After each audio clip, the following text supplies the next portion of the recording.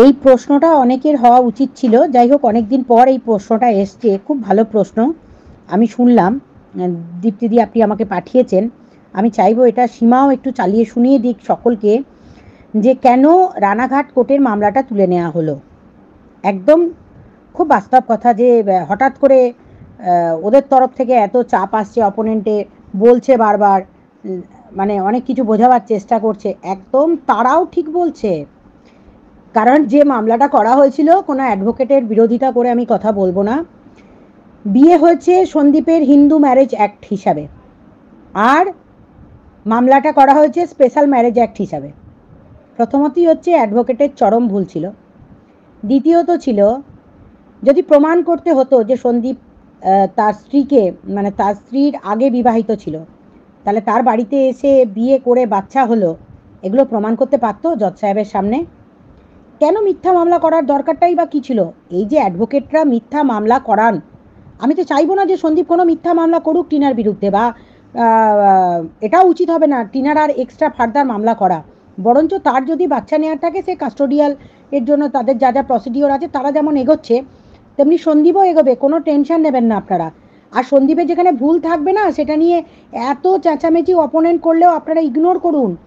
আমাদের কথা হচ্ছে, মামলা যেখানে ভুল আছে কি ঠিক আছে, কোনো অ্যাডভোকেটকে বদনাম করাটাও আমাদের কাজ না, বরঞ্চ সন্দীপকে বাঁচানোটা এবং তার পাশে থাকাটা আপনাদের কাজ। আপনারা সেটা চালিয়ে যান।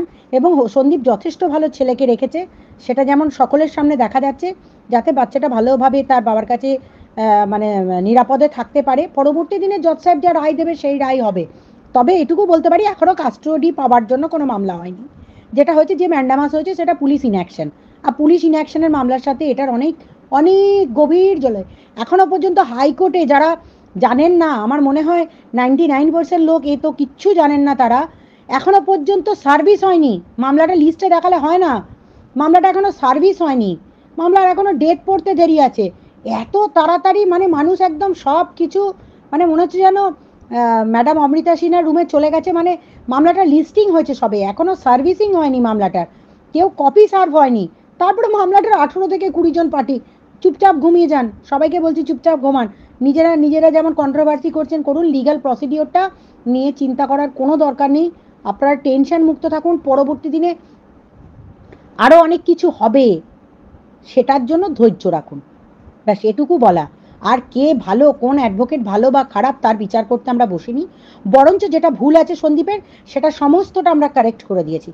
এটা নিয়ে আপনারা কোনো চাপ নেবেন না। আর এই সোশ্যাল মিডিয়াতে এসে সন্দীপের কেস নিয়ে কি হচ্ছে না হচ্ছে, কেন আমি সন্দীপের কেস কেন, বড় বড় 2-4টি ইউটিউবারের কেসও আমি সামলাচ্ছি, সেগুলো নিয়ে এসে বলার আর কোনো মানে হয় না।